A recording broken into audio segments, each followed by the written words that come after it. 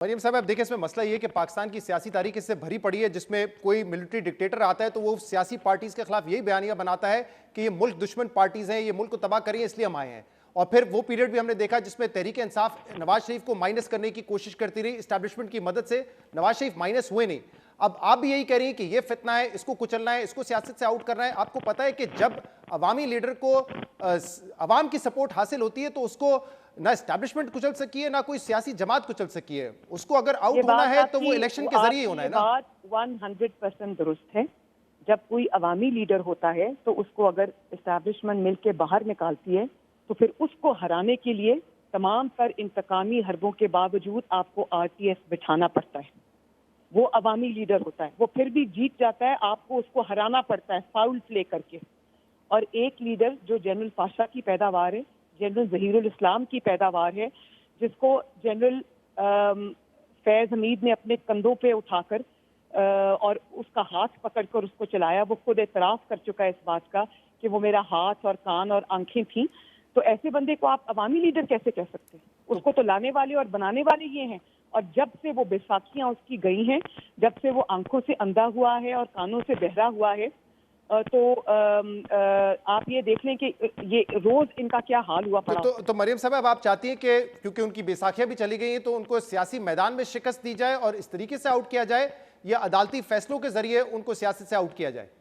نہیں، میں بالکل یہ نہیں چاہتی کہ کسی کو سیاست سے آؤٹ کیا جائے. میں صرف یہ چاہتی ہوں کہ لا شوڈ ٹیک اٹس کورس.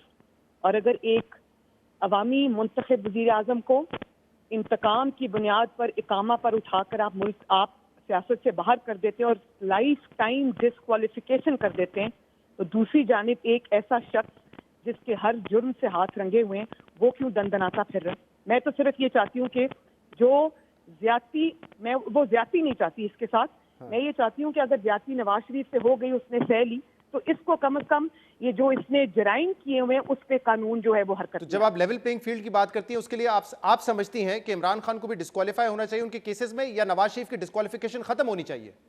نہیں، میں یہ چاہتی ہوں کہ جو بے گناہ ڈسکوالیفائی ہوا ہے، جس کا پوری قوم کے سامنے کیس ہے، جس کے irrefutable ایویڈنس ہے، اس کو انصاف ملنا چاہیے.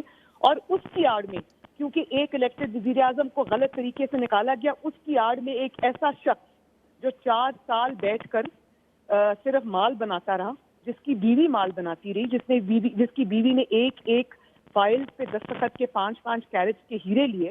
تو آپ مجھے یہ بتائیں اس کو آپ کیسے اکویٹ کر رہے ہیں اس کے ساتھ؟ ایک آخری سوال مریم صاحبہ، اب آپ اس وقت مختلف ڈسٹرکٹس میں جا کے جلسے کر رہی ہیں، وہاں پہ جو ورکرز کی کنونشن ہے وہ کر رہی ہیں، تو کیا یہ تیاری 30 اپریل کے لیے ہے یا جب بھی الیکشن ہوں گے اس کے لیے ہے؟ دیکھیں، میں یہ سب کو کہہ دینا چاہتی ہوں کہ مسلم لیگ نون جو ایک واحد جماعت ہے جس نے اپنی الیکشن کی بھرپور تیاری شروع کر دی ہوئی ہے، اور PMLN is the only political party جو ابھی فیلڈ میں ہے الیکشن کی تیاری کے لیے. میں نے 60-70% سے زائد جو ہے اپنا کام اس پہ مکمل کر لیا ہے. میرے جو ڈویژنز کے دورے ہیں وہ تقریباً 60-70% کمپلیٹ ہو چکے ہیں. ہم اپنے ٹکٹس کی بھی ایکسرسائز کر رہے ہیں. 30 اپریل کو ہونے چاہیے الیکشن پنجاب میں. جی، ہم اپنے کینڈیڈیٹس کو بھی فائنلائز کریں. وہی ایکسرسائز میں نے KPK میں بھی شروع کر دی ہے. میں ہزارہ ڈویژن میں بھی گئی ہوں، باقی جگہوں پہ بھی میں جا رہی ہوں. تو ہم الیکشن سے نہیں ڈرتے، لیکن الیکشن سے پہلے کچھ فیصلے ہونے باقی ہیں. یہ نہیں ہو سکتا کہ ایک بے گناہ شخص کو آج آپ نے اس پارٹی کے بھی، اس شخص کے بھی آپ نے ہاتھ بھی باندھے ہوئے ہیں، آپ نے پاؤں بھی باندھے ہوئے ہیں.